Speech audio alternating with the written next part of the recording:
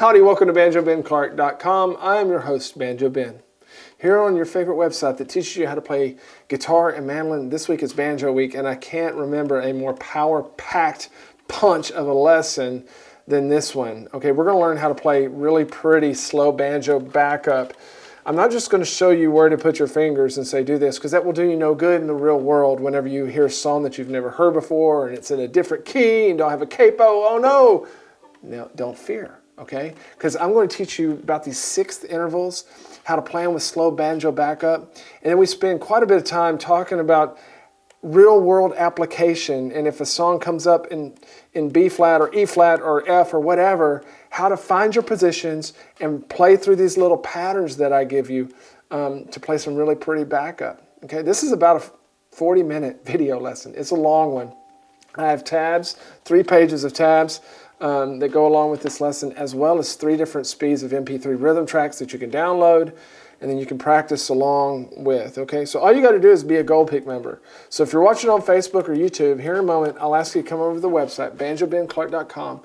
You can join as a Gold Pick member, have access to this lesson and hundreds of other ones for all 3 instruments, be able to download the tabs and the MP3s as part of your membership. I'd be honored to have you on board. Let's jump into this monster of a lesson, learning some banjo backup using sixth intervals. Today's a foundational lesson because we're going to learn all about sixth intervals. Don't get freaked out if you don't know what that means. I know that you've heard them, especially in slow banjo backup. Okay, so we're going to learn how to do those. We're going to concentrate at first in the key of G, then I'll show you how to move them to different keys. A couple prerequisites for this lesson. You'll need to watch my basic banjo backup lesson, okay, because there I teach you what a Y position chord is and what an X position chord is. And then you'll also want to watch my essential banjo theory lesson that's also in the basic section. That'll prepare you to go into this one. But when we're talking about sixth intervals, say in the key of G, what we're first going to be talking about is finding notes in the G chord. Okay, there's 3 notes in the G chord, G, B, and D. So finding combinations of those that happen to be 6 steps apart from each other. Okay, so in our G major scale, if we're counting up our G major scale, then they would be 6 notes apart. So the first thing I want to do is just kind of a little reminder. I want to look at our first and third strings primarily. Later on in the series, we'll introduce other strings, but these are the most useful. Let's look at our first and third strings and find where our notes are on those strings that are in the G major chord. So let's pull up the first line of tab there. We'll look at our first string first. So we're going to find all the G, B, or D notes that we can find on our first string. Where are those? Well, obviously, the open D string is going to be one of those, right? And then if we move up to the 5th fret, like you see there in measure 1, we find a G note, okay? So then we're going to move on up. If we were to walk up the scale, we find a B note on our 9th fret. We can keep going up to the 12th fret, find another D note. This is our 2nd D note, which makes sense, right? Because the 12th fret is an octave above the open string. So now we can start that pattern over again. and we can find another G and maybe another B. Let's see. So we go up to the 17th fret.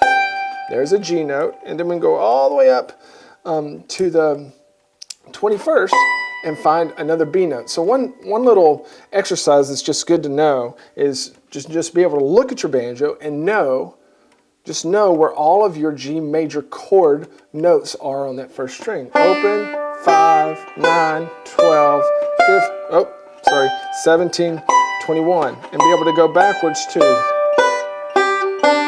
Okay? You should know that.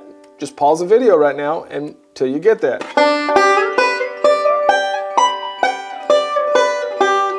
Now we're going to do the same thing on the G string, on the 3rd string, and then whenever we put those 2 strings together, we'll start finding these different intervals. So of course our G string, open G, is a note in our G chord. So there's a G. Then we can come up to the 4th fret, find a B note. 7th fret, find a D note. So G, B, D, there's the G chord. Then we can move up and start over again on the 12th fret, G, B, D. And then we run out of space up here. We couldn't find another G. Okay? So you need to be able to do that backwards.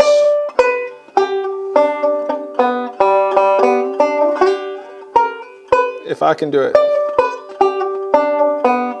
Okay, now what we're going to do in our next line of tab there is just look at putting all those notes together at the same time. It's going to create a harmony, and all these are going to just be different notes of the G major triad in different orders, creating different types of intervals. Well, of course, the first one would just be that based out of that bar position that our nut creates. Open G string, open D string. But then if we were to go up and find the next note in the G major chord on each one of these strings, it would make us find this position, 4 and 5. Okay, and that's based out of the Y position, Y backup position that you would have learned if you watched my basic banjo backup series. Okay, so there, I'm going to play it with my index and my pinky. Now if we keep going up to find those notes, now we have 7 and 9. There's a 6th interval. What do I mean by 6? I mean that if we start here and climb up to there in the G major scale, you will play 6 notes.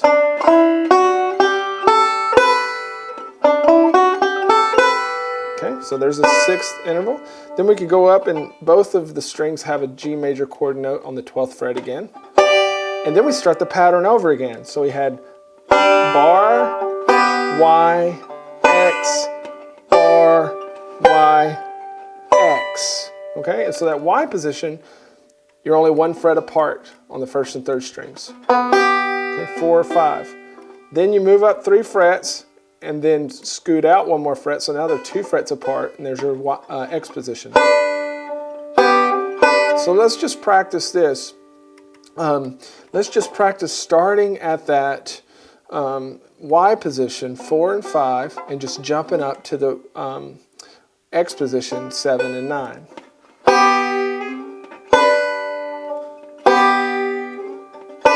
This is all going to make sense here in a little while. Now let's do that same thing, only an octave higher. We can find the same notes, only an octave higher if we go all the way up here. So now we have 16 and 17. And then jump up. Y, X, Y, X.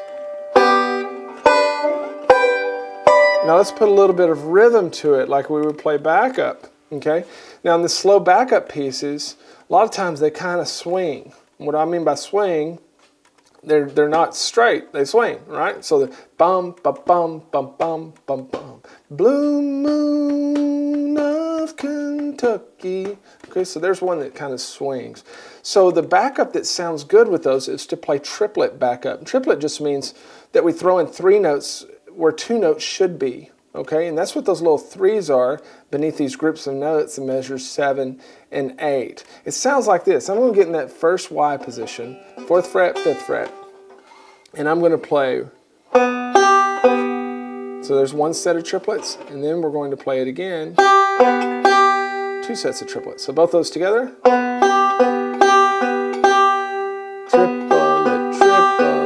And then for my next set, I'm going to jump up to the X position and do it again. So let's just practice that. playing 6 notes here, going up, playing 6 notes here.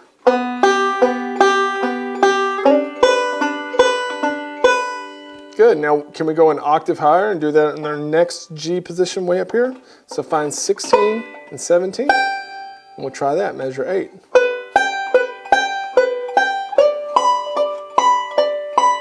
Okay, so there's a very basic explanation of finding those 6th intervals over the key of G, but unfortunately our songs just don't stay over a G chord, they switch chords. So we have to be able to know how to do this for other chords. So that's what we're going to do now. Let's learn how to do the exact same thing over a C chord and a D chord. Once we learn that, then we're essentially have learned them all.